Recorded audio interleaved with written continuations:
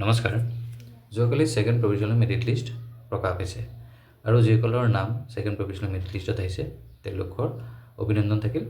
আৰু যিসকলৰ অলপ কম নম্বৰৰ কাৰণে অহা নাই, আহক এবাৰ আমি কাট অফ চাই লওঁ ফাৰ্ষ্ট প্ৰভিজনেল মেৰিট লিষ্ট আৰু ছেকেণ্ড প্ৰভিজনেল মেৰিট লিষ্টত কিমান পৰিমাণে এটা ডিফাৰেঞ্চ আহিছে।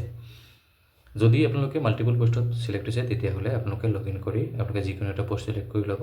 নহ'লে কি হ'ব যে যিকোনো এটাত আপোনাৰ এল পি নহ'লে ইউ পিত আপোনালোকৰ ৰেণ্ডমলি চিলেক্ট হৈ যাব। আহক এতিয়া আমি কাট অফটো চাই লওঁ।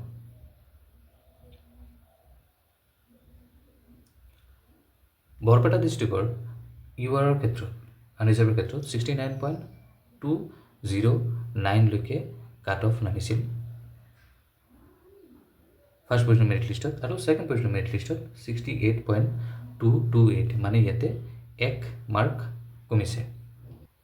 নেক্সট যদি আমি চাওঁ তেতিয়াহ'লে এবাৰ চালোঁ এছ টি প্লেনৰ ক্ষেত্ৰত। এছ টি প্লেনৰ ক্ষেত্ৰত বৰপেটা ডিষ্ট্ৰিক্টত 58.669লৈকে আছিলে।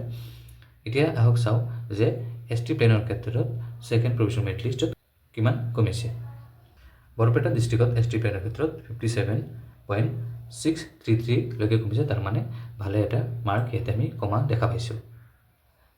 এতিয়া যদি আমি এছ চিৰ ক্ষেত্ৰত চাওঁ তেতিয়াহ'লে এছ চিৰ ক্ষেত্ৰত বৰপেটা ডিষ্ট্ৰিক্টত 62.274লৈকে ফাৰ্ষ্ট প্ৰভিজনেল মেৰিট লিষ্টত নাম আহিছিল, আৰু ছেকেণ্ড প্ৰভিজনেল মেৰিট লিষ্টত কিমান আহিছে।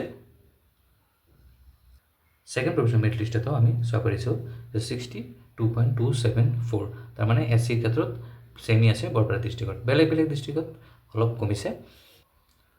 অ' বি চিৰ ক্ষেত্ৰত চাব গ'লে অ' বি চি আৰু এছ চিৰ ক্ষেত্ৰত 64.706 আছিল বৰপেটা ডিষ্ট্ৰিক্টৰ ফাৰ্ষ্ট প্ৰভিজনেল মেৰিট লিষ্টত, আৰু ছেকেণ্ড প্ৰভিজনেল মেৰিট লিষ্টত 63.778লৈকে নামিছে, তাৰমানে 1 মাৰ্কৰ এটা ডাউন আমি দেখা পাইছোঁ। আপোনালোকে যেতিয়া ভালকৈ লিষ্ট দুয়োটাৰ কম্পেয়াৰ কৰিব তেতিয়া আপোনালোকে দেখা পাব যে প্ৰায় 1 মাৰ্কলৈকে কমি আহিছে। তাৰমানে আমি এটা আশা কৰিব পাৰোঁ যে যিটো নেক্সট প্ৰভিজনেল মেৰিট লিষ্ট বা ফাইনেল মেৰিট লিষ্ট ওলাব তাতো আমি 1ৰ পৰা 1.5লৈকে এটা আমি আশা কৰিব পাৰোঁ। ছেম আমি যদি ইউ পিৰ ক্ষেত্ৰত চাওঁ, ইউ পিৰ ক্ষেত্ৰতো তেনেকুৱা ধৰণৰেই কাট অফৰ ডিফাৰেঞ্চ আহিছে আৰু কমাৰ আশা আছে যেতিয়া ফাইনেল বা নেক্সট প্ৰভিজনেল মেৰিট লিষ্ট ওলাব। আপোনালোকে কমেণ্টত জনাব আপোনালোকে কিমানৰ কাৰণে কাট অফত সোমোৱা নাই।